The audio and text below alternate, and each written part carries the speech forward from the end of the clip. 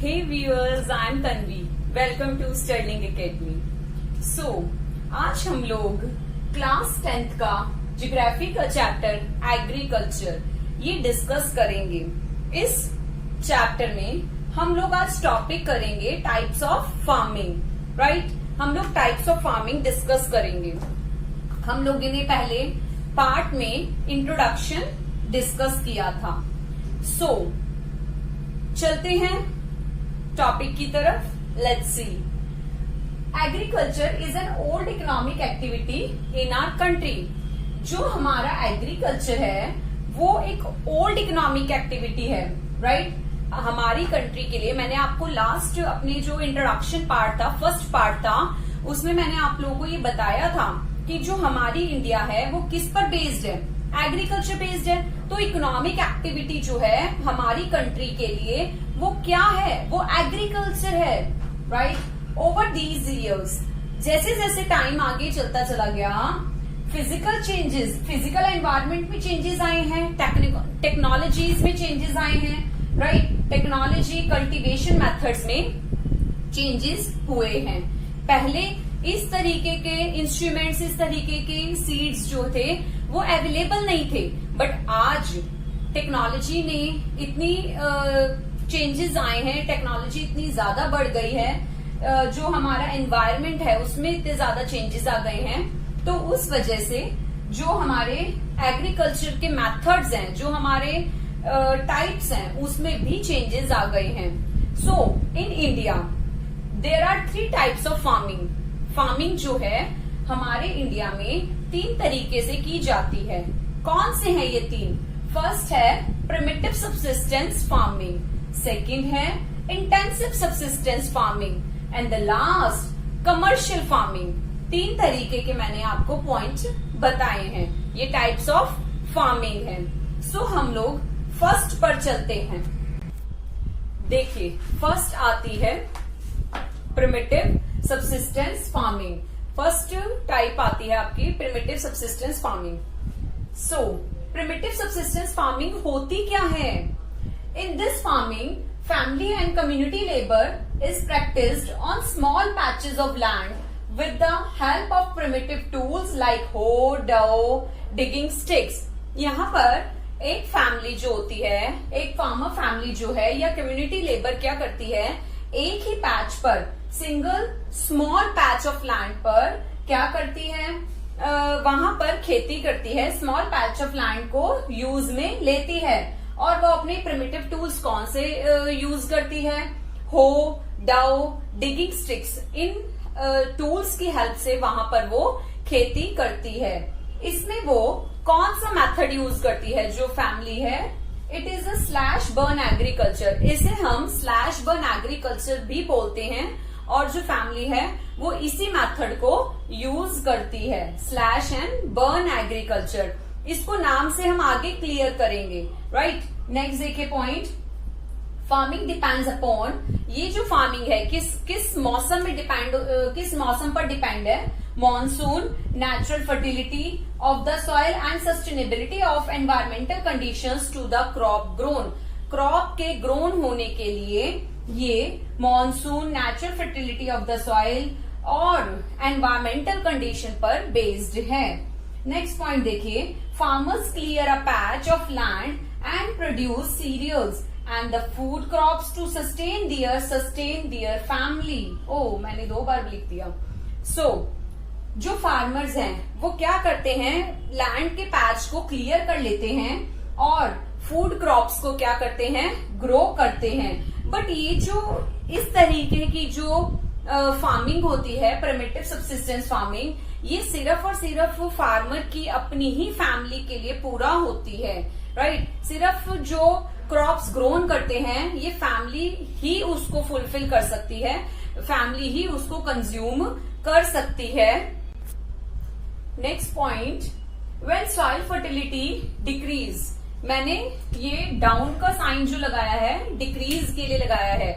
जब soil fertility क्या होती है, डिक्रीज होनी शुरू हो जाती है, तब ये जो फार्मर्स की फैमिली है ये शिफ्ट हो जाती है और एक नया लैंड का जो पैच होता है, एक न्यू लैंड, फ्रेश पैच वो कल्टीवेशन के लिए यूज करती है।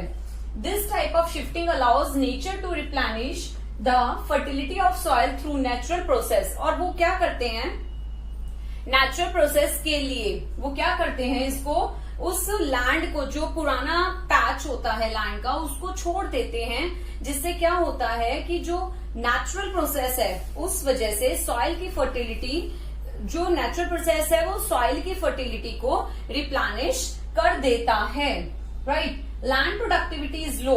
इस जो मेथड में जो प्रिमिटिव सब्सिस्टेंस फार्मिंग है, इसमें जो लैंड की प्रोडक्टिविटी है वो लो हो जाती है and farmer does not use fertilisers and other modern inputs.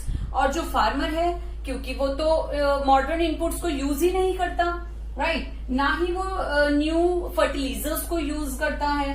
तो ये अभी मैंने आपको जो बताई है ये प्रिमिटिव सब्सिस्टेंस फार्मिंग है, राइट। और इसको अदर स्टेट्स में अलग अलग नाम से जाना जाता है। जैसे नॉर्थ ईस्टर्न पार्ट में हम इसे जूमिंग बोलते हैं, जूमिंग खेती कहते हैं। जो जूमिंग खेती होती है, जूमिंग कृषि होती है, उसको हम नॉर्थ इंडियन, जो नॉर्थ ईस्टर्न पार्ट है इंडिया का, उसमें बोला जाता है। और ये कौन सी स्टेट्स हैं, जैसे असम है, ईस्ट के अंदर आपको असम, मणिपुर, मिजोरम, नागालैंड, मेघालय, ये सारी स्टेट्स इसमें आती हैं जहां पर एग्रीकल्चर होता है और वहां पर इसे जूमिंग बोला जाता है। इसमें मैंने आपको मोटी सी क्या बात बताई कि जो फार्मर है वो एक स्मॉल पैच ऑफ लैंड को यूज करता है कल्टीवेशन के लिए, और यहां से जितनी भी वो प्रोडक्शन करता है सिर्फ और सिर्फ उसकी ही फैमिली के लिए ही वो सफिशिएंट होती है। जब लैंड की फर्टिलिटी उसको लगता है कम होती जा रही है, तब वो क्या करता है, उसको शिफ्ट कर लेता है, दूसरे पैच पर चला जाता है और इस पैच को वो किसके लिए छोड़ देता है, नेचुरल प्रोसेस के लिए छोड़ देता है। ठीक है, तो ये मैंने आपको प्रिमिटिव सब्सिस्टेंस फार्मिंग में बताया। सेकंड चलते हैं इंटेंसिव सब्सिस्टेंस फार्मिंग। नेक्स्ट आती है इंटेंसिव सब्सिस्टेंस फार्मिंग। इसमें क्या होता है, इस फार्मिंग में, in this type of farming is practised in area of high population pressure on land. Land पर हाई पॉपुलेशन, जो पॉपुलेशन होता है उसका प्रेशर बहुत ज्यादा होता है। Second point, high doses of biochemical inputs and irrigation are used. जब हमें किसी चीज पर प्रेशर ज्यादा होता है तो उसकी प्रोडक्टिविटी भी हमें ज्यादा चाहिए होती है। प्रोडक्टिविटी अगर ज्यादा चाहिए होगी तो हम मॉडर्न इनपुट्स का और हाई डोजेस का यूज करते हैं, high doses of biochemical inputs and irrigation, और हम इरिगेशन भी ज्यादा से ज्यादा करते हैं। ये हमारी थी इंटेंसिव सब्सिस्टेंस फार्मिंग, राइट। इसमें न्यू टेक्नोलॉजी यूज आती है। थर्ड चलते हैं कमर्शियल। अब आती है कमर्शियल क्रॉप। थर्ड नंबर पे कमर्शियल क्रॉप, जो नाम से ही आपको क्लियर है, कमर्शियल, राइट। कमर्शियल का मतलब होता है ऐसी क्रॉप्स जो मार्केट में सेल के लिए ही की जाती हैं।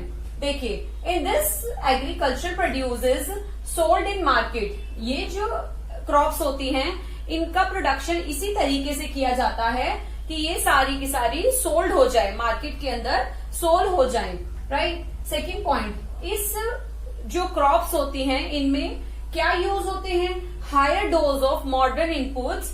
ठीक है, higher doses of modern inputs use होते हैं। ज्यादा से ज्यादा हमें प्रोडक्शन करनी है तो उसके लिए जो मॉडर्न इनपुट्स हैं वो यूज किए जाते हैं। For example HYV seeds use किए जाते हैं, जो बीजों की क्वालिटी है वो HYV सीड्स यूज किए जाते हैं। केमिकल फर्टिलाइजर्स यूज किए जाते हैं, इंसेक्टिसाइड्स एंड पेस्टिसाइड्स को यूज किया जाता है। फॉर एग्जाम्पल जो राइस है, राइस जो है वो हरियाणा और पंजाब की कमर्शियल क्रॉप है, क्योंकि मैंने अभी आपको फर्स्ट पार्ट में अपने यही बताया था कि जो राइस है, राइट, राइस नॉर्थ इंडिया में इतनी पॉपुलर नहीं है। नॉर्थ इंडिया के अंदर वीट को प्रेफरेंस दी जाती है, but all over the India rice को प्रेफरेंस दी जाती है। तो मैंने आपको यही चीज बताई, जो हरियाणा में राइस को कमर्शियल क्रॉप के तौर पर, हरियाणा पंजाब में कमर्शियल क्रॉप कौन सी है, राइस है। बट इन ओडिशा, वेस्ट बंगाल, बिहार, वहां पर ये सब्सिस्टेंस क्रॉप बोली जाती है। नेक्स्ट देखिए, नेक्स्ट आपका टॉपिक आता है प्लांटेशन। प्लांटेशन के बारे में, यहां तक तो आप कमर्शियल फार्मिंग था, यहां तक तो आपकी 3 types of crops, 3 types of farming complete होती है। First primitive subsistence, second intensive subsistence और third commercial farming, right. 3 types of farming यहाँ पर कंप्लीट होती है। अब आती है plantation. Plantation is also a type of commercial farming. जो प्लांटेशन है ये कमर्शियल फार्मिंग का ही एक टाइप है। A single crop is grown on a large area. इसमें क्या होता है, प्लांटेशन में एक ही क्रॉप को, सिंगल क्रॉप को लार्ज एरिया में बोया जाता है, ठीक है। जो ग्रोन किया जाता है लार्ज एरिया में, सिंगल क्रॉप को ग्रोन किया जाता है। Plantation has interface of agriculture and industry. जो प्लांटेशन है ये एग्रीकल्चर और इंडस्ट्री में एक बहुत इंपॉर्टेंट रोल प्ले करता है। For example T, sugar, coffee, रबड़ और बनाना जो है इंडिया में प्लांटेशन की क्रॉपिंग होती है। टी इन असम, असम के अंदर टी है। नॉर्थ बंगाल में टी जो है असम और नॉर्थ बंगाल में, कॉफी जो है कर्नाटका में। प्लांटेशन का मतलब मैंने आपको बताया कि जो एक ही क्रॉप को फुल एरिया में, पूरे एक लार्ज एरिया में एक ही क्या की जाती है, क्रॉपिंग की जाती है, एक ही क्रॉप को उगाया जाता है। जैसे मैंने आपको बताया यहाँ पर असम और नॉर्थ बंगाल में जो सिलीगुड़ी है और उधर ही एरिया में जलपाईगुड़ी है, राइट। तो वहां पर जो टी है उसकी सिंगल लार्ज एरिया में लार्ज प्रोडक्शन किया जाता है टी का। और जो कॉफी है उसको कर्नाटका के अंदर, रबड़ हो गया, रबड़ मेघालय में जैसे, वहां पर लार्ज प्रोडक्शन किया जाता है रबड़ का, राइट। और कॉफी का कर्नाटका के अंदर, जैसे हमारे नॉर्थ में, हरियाणा पंजाब में, यूपी में शुगर केन और वीट को एक लार्ज एरिया में उगाया जाता है। इसी तरीके से टी को असम के अंदर, नॉर्थ बंगाल के अंदर एक लार्ज एरिया में इसकी क्रॉपिंग की जाती है। सो आज हम लोगों ने टाइप्स ऑफ फार्मिंग हमने पढ़ा। इसमें हमने 3 टाइप्स ऑफ फार्मिंग पढ़ा, intensive subsistence farming, primitive subsistence farming, commercial farming. उसके बाद हम लोगों ने प्लांटेशन भी पढ़ा, राइट। अब हम नेक्स्ट लेक्चर में क्रॉप्स के बारे में डिस्कस करेंगे, कौन सी मेजर क्रॉप्स हैं। सो व्यूअर्स, आज के लिए इस लेक्चर में इतना ही। नेक्स्ट पार्ट देखने के लिए प्लीज मेरे चैनल पर जाइए और रेड कलर का वहां पर बटन है उसको प्लीज प्रेस करिए। उसके साथ ही बेल आइकन भी है, उसको भी क्लिक करना ना भूलें, क्योंकि आपको जो भी मैं अपडेट्स डालती हूँ वो आप लोगों को मिलती रहेंगी, राइट। सो आप लोग इजीली अवेलेबल आपको हो जाएगी। तो आज के लिए इतना ही।